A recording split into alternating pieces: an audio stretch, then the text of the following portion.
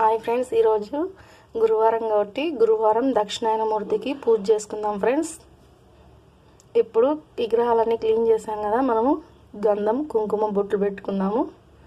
ఇవాళ గంధం పసుపచ్చ గంధం దక్షిణాయనమూర్తికి చాలా ఇష్టం ఫ్రెండ్స్ నేనైతే ఇదిగోండి ఈ గంధం వాడతా. పసుపచ్చ కలర్లో వస్తుంది ఫ్రెండ్స్ గంధము. ఈ గంధము మా ఇంట్లో పూజకైతే ఇదే వాడుకుంటాం మేము ఫ్రెండ్స్. ఈ కలర్లో ఉంటుంది గంధం. అయితే శివయ్యకు మనం గంధం రుద్దినా కానీ పచ్చగా బాగా కనిపిస్తాయి పటాలు, దేవుడు ఫొటోస్ కూడా. ఫ్రెండ్స్ ఇదిగోండి గంధంతో అయితే బొట్లు పెట్టాం కదా అమ్మవారికి, కృష్ణయ్యకి అందు, ప్రమిదలకి, జమ్ముకి అందు.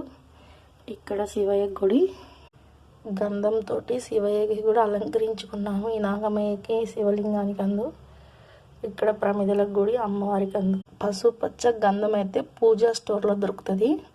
కాకపోతే ఈ గంధం దేవుడి ఫొటోస్కి వాడినామనుకో మనకి ఇంట్లో మొత్తము పాజిటివ్గానే అనిపిస్తుంది.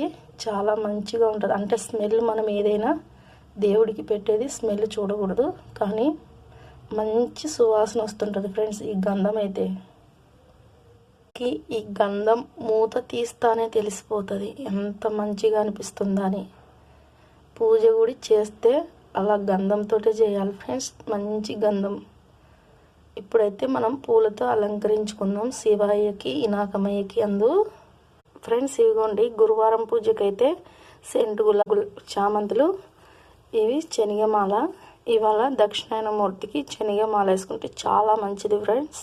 ఈ పూలన్నీ దేవుళ్ళకి అలంకరించుకుందాం. ఈరోజు శివలింగానికి అయితే అన్ని ఎల్లో కలర్ చామంతులే. ఇదిగోండి ఫ్రెండ్స్ ఇలా అలంకరించాము పూలతో రాముల వారి దగ్గర అందు. చూసేయండి. ఇదిగోండి ఫ్రెండ్స్ గణేశుడి దగ్గర గుడి,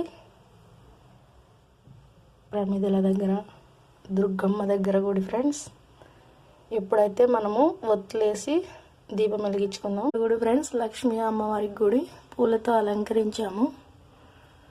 కృష్ణయ్యకి పాదాల దగ్గర.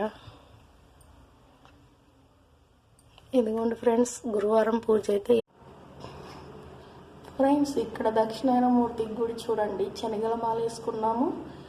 ఈరోజు గురువారం ఇలా చేస్తే చాలా మంచిది ఫ్రెండ్స్. మనం శివయ్య మళ్ళీ వేసుకుందాం. దక్షిణాయనమూర్తికే నమో నమః. ఓం దక్షిణాయనమూర్తికే నమో నమః. ఓం దక్షిణాయనమూర్తికే నమః. గం గణపతే నమః. ఇదిగోండి ఫ్రెండ్స్ ఈరోజైతే పూజ ఇలా జరుపుకున్నాము. బాగుండాలి, అందులో నేను ఉండాలని ఆ దక్షిణాయన